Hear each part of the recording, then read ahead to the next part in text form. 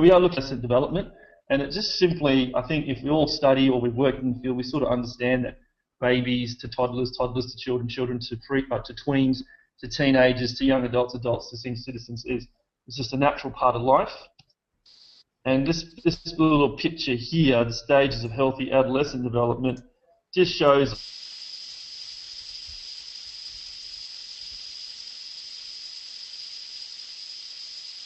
a lot around physical growth here, because in the ideal world, this is sort of like what healthy process here normal children experience. Now, if you throw any sort of changes the dynamics here. So when we look at physical growth, if the kids experience trauma, say at around 8, it actually may delay development. It may actually delay intellectual cognition development. A sense of autonomy, their attachments might be a little bit distorted, and independence might be a real struggle. I don't know why that's there. I don't stand.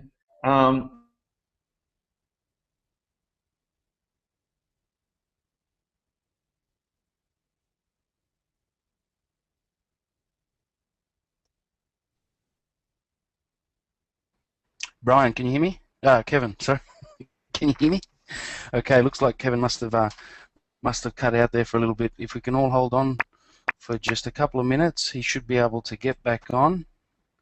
Might have, when that little prompt come up, it might have paused his computer for a couple of minutes. So what I might do until he comes back on is just quickly talk a little bit about where we came from and what got us on this journey of delivering education to psychologists, counsellors, and students especially in the rural and regional areas, was just the lack of resources that there are for education and the expense that it takes to get to the city areas. A couple of you are probably from the city, as I know a few of you have been coming through as students at an existing university, so that's really good. That means that we're satisfying some need.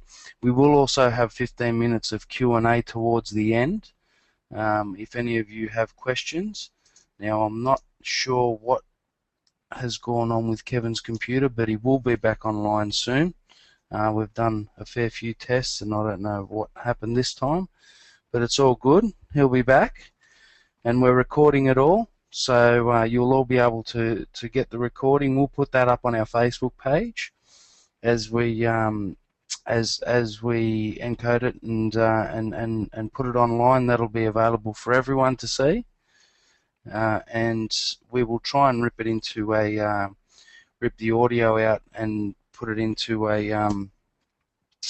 podcast as well. Hello, can you hear me? Can you hear me? Yes, you're back. I'm back. Sorry about that, guys. For some reason, That's all right. I just lost internet connection. I kept them occupied. Shall we continue? Yeah, we can. Absolutely. We've still got your screen. Okay. There we go. We're back.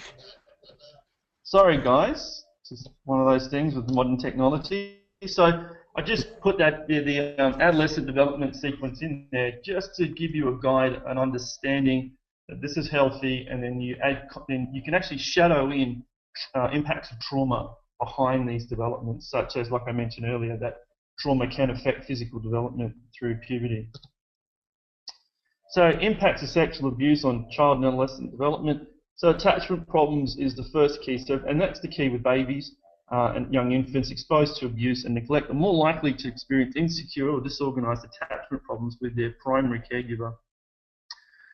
Patterns of child attachment are extremely important for early emotional and social development. So it sort of explains that first 3 years or the first 5 years of a baby's life or a toddler's life is the most important, because it learns about security, foundation, and attachment, and all that sort of stuff. So if you're a student or you work in the field, this is probably a little bit of a reminder than anything. And so what's really important in those 5 years is that it's probably the first time its rapid development occurs, learning to talk, learning to think, learning to walk, learning to know who's safe and who's not safe, feel confident to explore, feel confident to attach, feel confident to be a part of this dynamic. When things aren't well and things are being impeded either through alcohol and drug abuse, sexual abuse, physical abuse, these attachments don't become so strong. In fact, the baby, the toddler develops a lot of hesitancy and it goes into a survival mode, and maybe there's a delay or a lack of development in key areas around cognition and motor skills and things like that. Patterns of child caregiver attachment are extremely important for the child's early emotional and social development. For the children with insecure attachment, parents and caregivers who should be the source of safety and protection become a source of danger and harm, leaving irresolvable conflict. So there's, if the person who's been abused as a baby and toddler might not recall a vivid memory, but there is still these strong feelings of a sense of impending doom or danger or high level of anxiety and unexplained depression and all these sort of things. So it all goes hand in hand. Without the security and the support of a primary caregiver, babies and infants may find it difficult to trust others when in distress, which may lead to persistent experience of anxiety or anger. And so this is also reflective in adolescence. So if it happens in early childhood, there's a chance that when in distress, it might mean that they might not go looking for help in adults, because adults in the past and their experiences have been really quite untrustworthy and not really okay to deal with. So the young person will then turn to their peers, or the young person might actually turn to resolve the issue with themselves. And because of the painfulness of anxiety or the painfulness of anger, they might lean to dissociative measures like drugs and alcohol, which it subdues these anxieties, or it sort of brings about a false sense of peace within the person.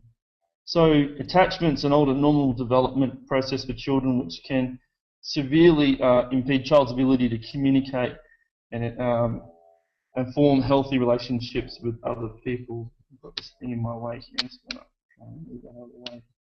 Here we go. Interact with others and form healthy relationships. So this whole attachment, this whole sense of security, this whole sense of being, when a baby or a toddler is being interfered with or abused or whatever's happening at the time, actually distorts and damages any sense of I want to connect with people. It actually becomes really unhealthy.